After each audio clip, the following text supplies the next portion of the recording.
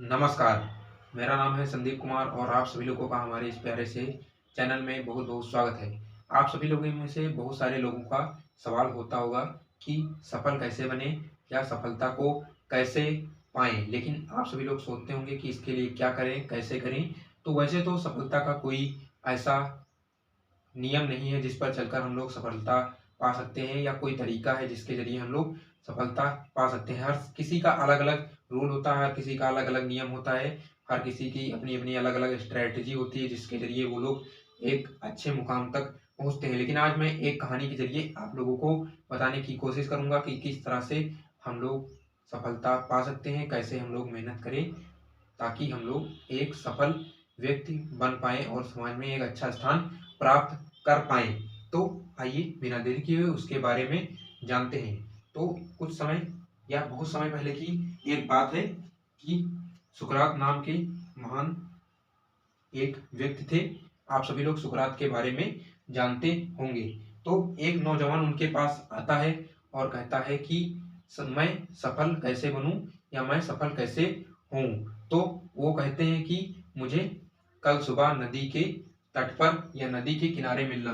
कहाँ पर? नदी नदी के किनारे।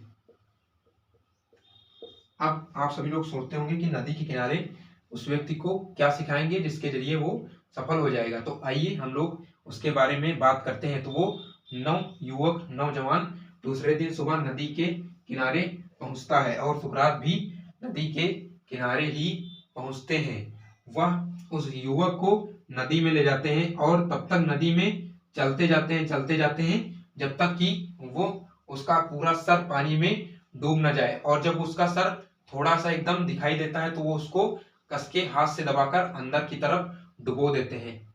अंदर की तरफ डुबो देते हैं। आप लोग डर रहे होंगे कि ये क्या, सफलता पाने की जगह पर उसको सीधा ऊपर पहुंचा रहे हैं। लेकिन नहीं, वो उसको तब तक अंदर डुबे रहते हैं जब तक उसके सांस लेना मुश्किल नहीं हो जाता। उसको मतलब कि एकदम लास्ट स्टेज आ जाता है कि उसकी मृत्यु होने वाली होती। तब वो उसको बाहर निकालते हैं। वो उसको बाहर निकालते हैं। तो वो उसको जब वो बाहर निकालते हैं और उससे पूछते हैं कि तुम उसके अंदर कितनी जो है, तुमको उसके अंदर पानी के अंदर क्या सिर्फ क्या दिखाई दे रहा था, तुमको किस चीज की एकदम मतलब अंदर से आग लगी हुई थी कि वो चीज मिल जाए, नहीं तो फिर मेरी मृत्यु हो जाएगी। तो वो कहता है कि वहां पर मुझे सिर्फ और सिर्फ सांस की जरूरत थी और मैं अपनी पूरी जान लगाकर सिर्फ सांस और मतलब कि अंदर सांस लेने की कोशिश कर रहा था। अपनी मैं पूरी ताकत पूरी जान उसी सांस लेने में लगा दी मैंने। तब सुकरात ने कहा कि अगर अगर तुम अपनी पूरी ताकत अपने लक्ष्य के लिए, जैसे तुमने सांस लेने के लिए अपनी पूरी ताकत लगाई, अगर उसी तरह पूरी शक्ति और पूरी ताकत तुम अपने लक्ष्य के ऊपर लगा दोगे तो तुम अवश्य ही सफल हो जाओगे।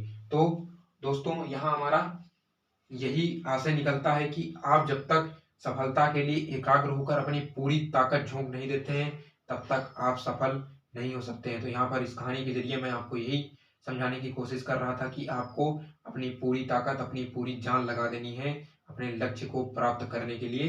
तभी आप लोग अपना लक्ष्य प्राप्त कर पाएंगे। आपको यह जानकारी प्राप्त करके और ये सूचना प्राप्त करके आपको कैसा लगा हमें जरूर बताएं। धन्यवाद।